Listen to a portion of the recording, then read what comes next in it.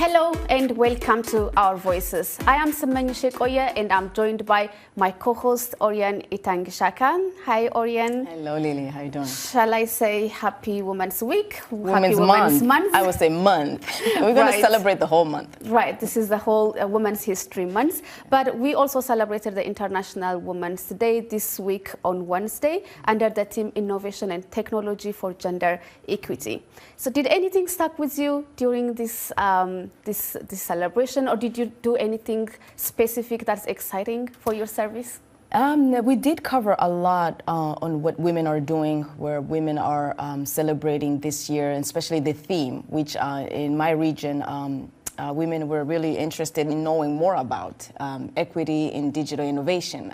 This is something very interesting in terms of what they can do to succeed in this field, because technology is something that requires a lot of resources, and so they're looking forward to learning more about how they can use that particular field to prosper. So yes, I did cover women in the diaspora as well, who are happy about that theme because they realized that during COVID, technology was definitely something that came through for them to be able to work from home and still just really get things done. Yeah, I mean, the same here for our service. Mm-hmm. United Nations says that the impact of digital gap also widens the economic and social inequalities. So in light with that, we try to highlight efforts in Ethiopia to bring women, especially young women, into technology and help them, come up into the field.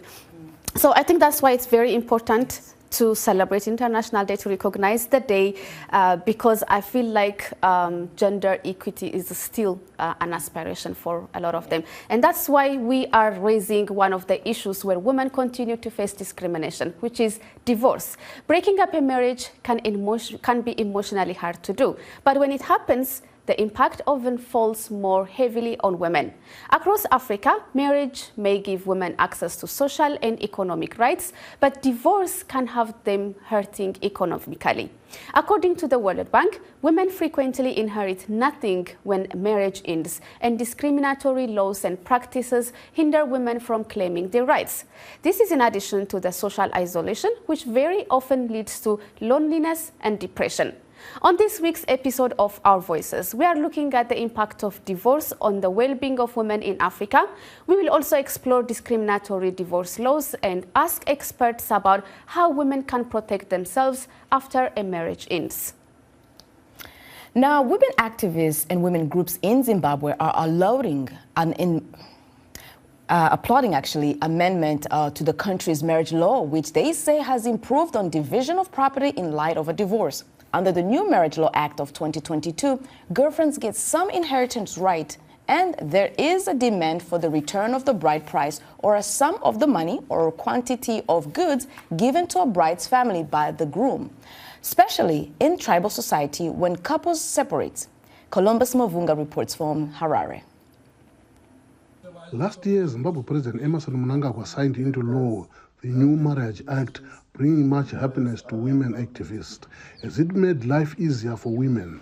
I put that question to Geraldine Kabaya, a divorce lawyer in Zimbabwe. Certainly it has, because it has, in place of being very restrictive, it has opened up the space for what we call a civil partnership, which is essentially what we loosely termed cohabitation in the past, in previous law. So it has introduced use of the Matrimonial Causes Act, parts of it, to assist the court in coming up with equitable distribution, especially of property when spouses dissolve their marriage.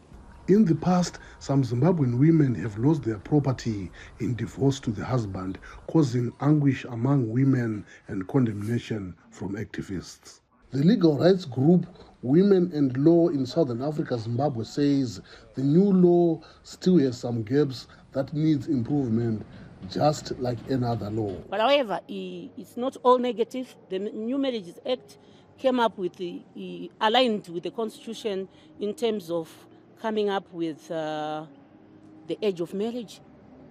It's now 18, in a bid to curb child marriages. And also it criminalizes child marriages, which is a progressive development. Child marriages were common among religious groups before the law came into being. Now that is solved. Divorce lawyer Kabaya says it is something outstanding. The law also speaks to protection of the interests of a spouse who is civilly married from the dissolution of a civil partnership. So essentially, the court is left with a wide discretion to choose whatever it wants to apply, whatever it wants to consider when dissolving a civil partnership, when one of the partners is also married civilly to another person. So that in itself has problems because there are no rules. Women activists say that gives it too much leeway to the presiding judge, which may result in the woman losing in a divorce case. But they are happy with some positive changes in the new Marriage Act of Zimbabwe. Columbus Mavunga for VOA News, Harare, Zimbabwe. I have no problems, Your Worship. Thank you, Columbus, for that report. Now, divorce is not usually a smooth process. In many cases, it affects the physical, social, psychological, and economic well-being of both partners. However, the negative impact on African women can be far worse. To learn more about these aspects of divorce, we invited Nigeria-based lawyer and divorce coach Arunke Omame to the program. Ms. Omame, welcome to Our Voices. Thank you for having me here. Thank you so much. So, I mean, sometimes marriage might not sustain and divorce will be inevitable. But for most African women, it will be a huge economic loss. So, since you work with a lot of women going through divorce, can you tell us why women are financially impacted by divorce? Well, I think that to a large extent, it's because the women are left to look after the children by the men after there's a divorce. Many women want to hold on to the custody of their children, and it's convenient for the man or the men to allow the woman to have custody. And because we generally in Africa, because we do not have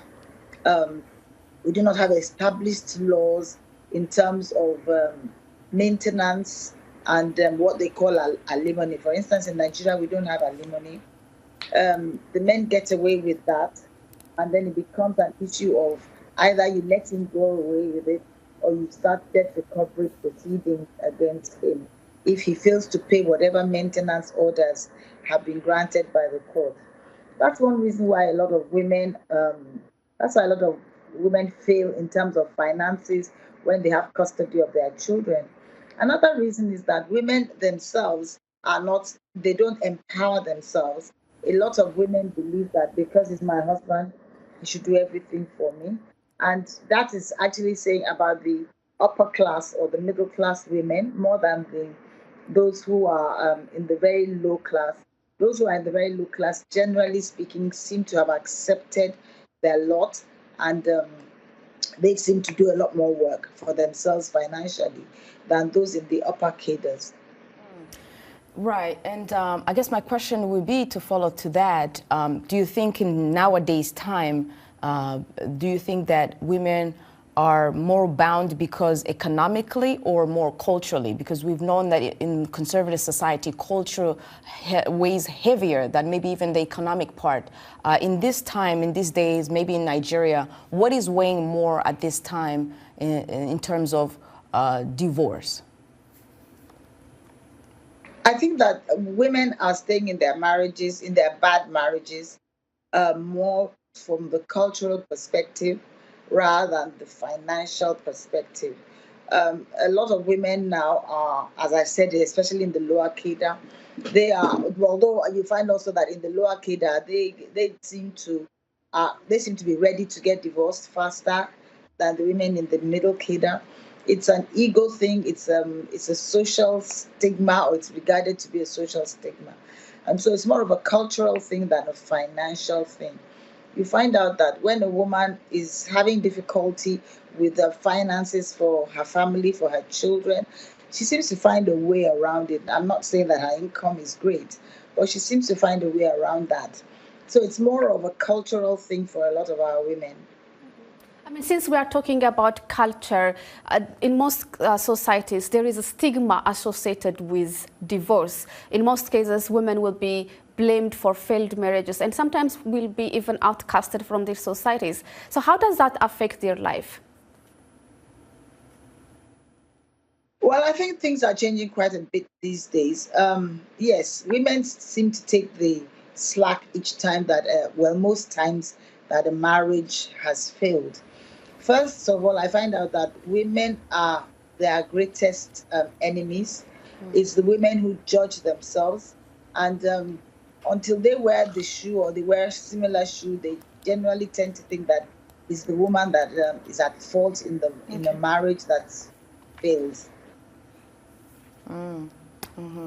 Thank you so much. We're going to continue the discussion further, but today we are discussing the impact of divorce, and we'll come back to that discussion further, especially in Africa. And with us today, we are with our guest from Nigeria who will help us. That's Arunke, who will help us more on this discussion. Arunke Omame is a divorce coach in Nigeria. Let's take a break and we'll be back. Don't go anywhere.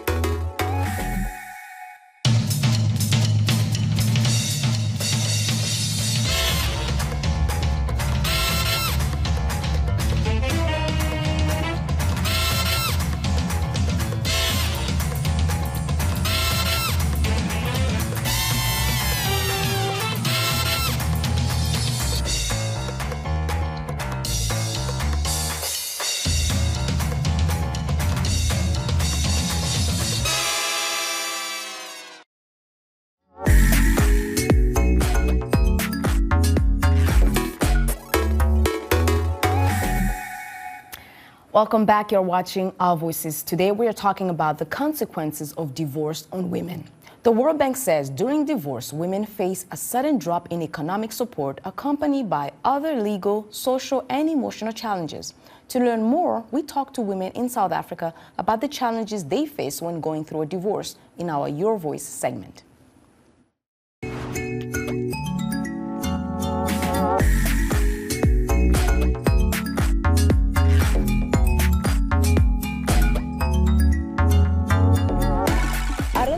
It's fair for women in Africa to just to get divorced and leave without anything.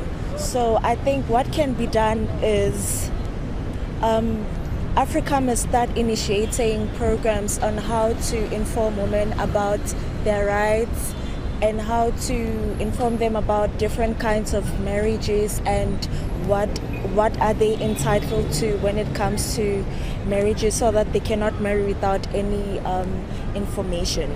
If they are not legally married, they do not sign anything. Well, they formed a domestic partnership and they can't just walk away without anything from the partnership, you know.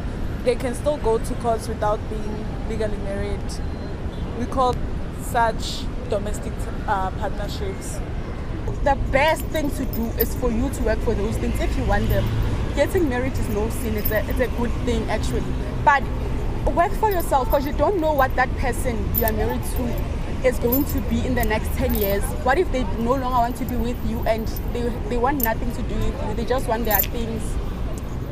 You have, yes, you can be married, but it doesn't mean that his things are your things unless you got married and you see those communities of property and stuff. Most women are being killed by their husband because they have nowhere to go, because they're depending on those husbands, because they are the one that provides. So just go to school, or even if you can no longer go to school, try to start a business, try to have something that belongs to you, something that you will use to provide for your children, because you will find that husband not wanting to do something with those children of yours. So you have to take care of those children. So have something for that has your name on it, not your husband's. So yeah, just work. Welcome back. You are watching Our Voices. Now we have with us Aisha Mwazu from Hausa Service joining us to discuss more and share your perspective on divorce and its effect, especially on African women. Absolutely. What's your take on that? For me, I feel divorce is something that has broken homes and caused a lot of havoc in the society, because children born from divorced homes end up with emotional issues. Even the women also end up with emotional issues. They are left alone to fend for themselves, because most of the times men use it as a tool to actually punish them financially. If they divorce a woman with the children, they let her take the responsibility, every single bit of it, of the children, and that leaves the woman hanging, especially for women who don't have any educational or any skills to support themselves. They have to start from the scratch, and then having to cope with children makes it even worse. And where I come from, the north, there's a lot of stigma attached to it. I had a discussion with a woman who said her parents were like, they stigmatized her, they treated her like an outcast. The society in general also treats you like an outcast because they feel you have failed to keep your marriage, not knowing exactly what transpired in the marriage. So the women end up bearing the brunt of the whole thing. And the man goes to ask for a lady's hand in marriage the next day or the next week. So not only you suffer financial consequences, you also suffer the blame. Emotional. Exactly. That's tough. Yeah. I like what you said. They are the ones who take the brunt of all the consequences that come after marriage. That's why we also will discuss now what should women do when they go through these processes. I mean, the process of divorce is a financially and emotionally challenging time for women, and they have to sustain a lot of, as Aisha said, they have to sustain a lot of financial consequences, economic consequences, and social. Right. Social consequences. And then there are also children who they have to look after in addition to what they are going through emotionally. And this is in spite whose issue was, who to blame. In terms of what happened between the two people, the two adults. Sometimes we're not saying that women aren't to blame for some of the things, because women do cheat, women do steal, women do other things that men can do. But I think that, like we're saying, the burden definitely falls on them at the end of the day. Absolutely. For the most part. And then the children as well. And the children as well. So as we say, the process of divorce is financially and emotionally challenging time for women, and some may feel like they cannot survive. Still with us is Arunke Omame to share some advice for women on how women can move on with their life after divorce. So Ms. Omame, a lot of women after divorce, they find themselves confused to resume their life, and they ask themselves, how do I get started after this? So what is your advice for them to help them know that this is not the end of the world? Well, if you ask me, the first thing is determined to survive and to thrive. And the first thing in surviving and thriving is sit down and acknowledge to yourself what part you had in the breakup of the marriage.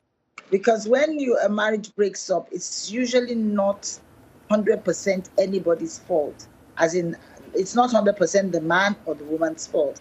There's fault on both sides. And until women come to understand that, then of course they'll always continue to think that it's the man that caused the problem, or the man that found themselves no longer acceptable, and they don't heal. Because if one doesn't heal from a divorce, you really cannot move forward. So, of course, seek the help of friends who do not demonize your ex. You don't need it. Don't go back there. It's almost like returning to a vomit. And so it's better to just go ahead and tell yourselves, I want to move forward. It's difficult. I'm not saying it isn't. It's very difficult, but it's something that women need to do. And then, of course, decide that you must have what I call a divorce support team. That is, usually it consists of a lawyer, a financial person, a body you can talk to, and a divorce coach. These are people who will help you in moving ahead from the position you are at when you're going through divorce. Now, Ms. Omame, what is the reality of remarriage? Because, you know, some women may feel that this is not the end, as you said, and they want to get back into a union that they can enjoy and, you know, have someone to grow old with. What is the reality there when they want to remarry? Do you provide them with the tools, the guidance, the advice to remarry? And what is your take on remarriage? Well, many women will tell you when they newly divorce that they will not get married again. I don't think that it's a sustainable position to take. I think it's better to just say to oneself, well, if I do find love, but then how do you prepare yourself to find love? First of all, you have to clarify in your mind what has happened. You have to get clarity about what has happened. You have to set goals for yourself. And I don't mean goals as in I want to find a man to marry, but I want to improve myself. You have to do like self-audit first of all and say, all right, what is it that was wrong with this first one? What did I do right? What did I do wrong? What could I have improved upon? What could I have done less of? Now you have to get yourself into becoming, as it were, a person who loves themselves. So it's when you get into that position that you're able to start to look for love. But if you sit down and say to yourself, well, my husband appreciates me, I'm a good cook. Yeah, you may have been a good cook, been bad and been bad in bed. You may have been very good in bed. You may then again have been unfaithful in your first marriage because of financial issues. Ms. Omame, if I may ask, you talked about healing.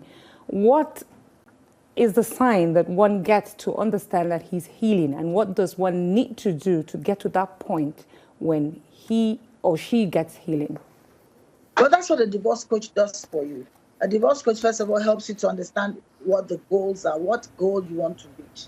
For instance, you might say, all right, the reason why I got divorced, which might not be which might not really be the reason, but you think to yourself, all right, I need to improve my finances, for instance. I need to get out of my limiting beliefs. For instance, some people believe that, oh, I'm so bad, I'm fat, or I'm thin, or whatever it is, or I've been convicted of a crime, and so I'm not good, I'm not lovable. You need to get out of that. You need to also get a place where you are able to understand where you want to be, who you are, how you will get there. And that is the process of healing that I'm referring to. So, I mean, also, when divorce happens, usually there will be children. And when there are children, how to continue the communication with the father, with the mother, and sometimes that could be stressful or, you know, could even cause more problem. So what's your advice on how communication should be between parents after divorce?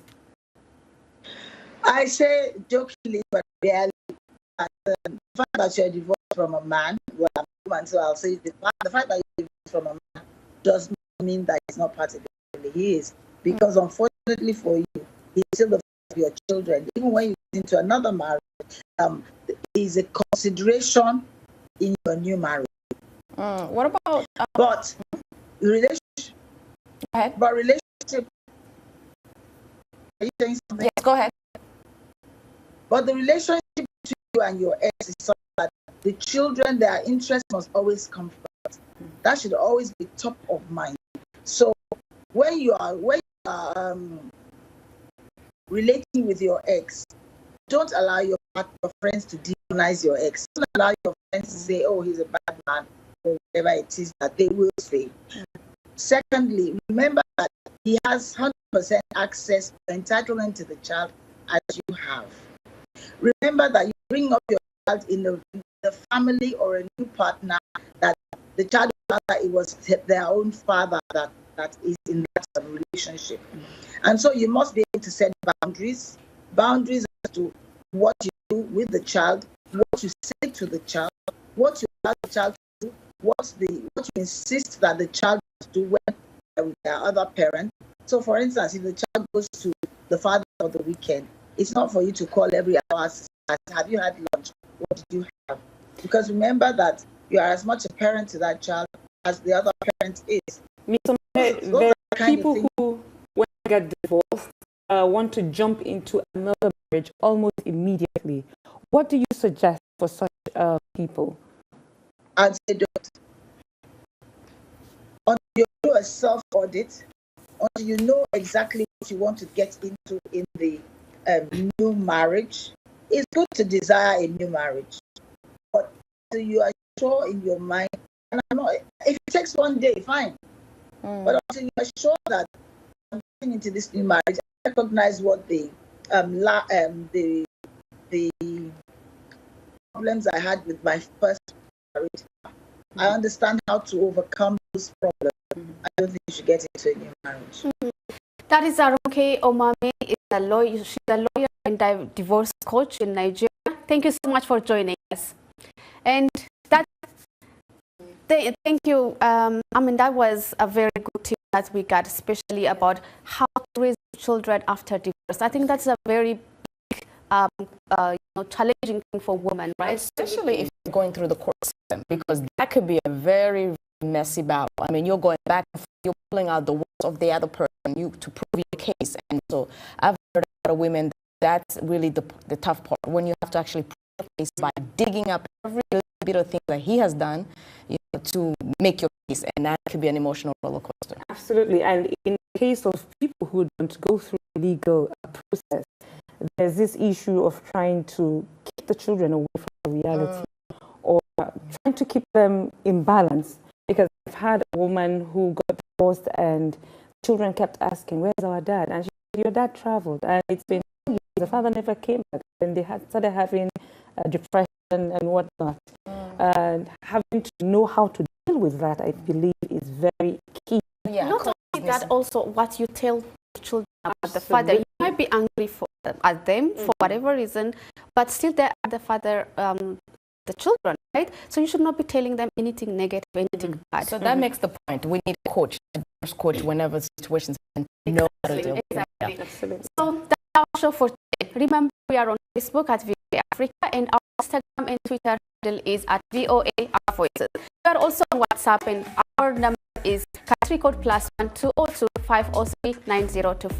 Please join us again next week for another exciting program. Be sure to continue the conversation on our social media platforms as well. Until then, thanks for watching.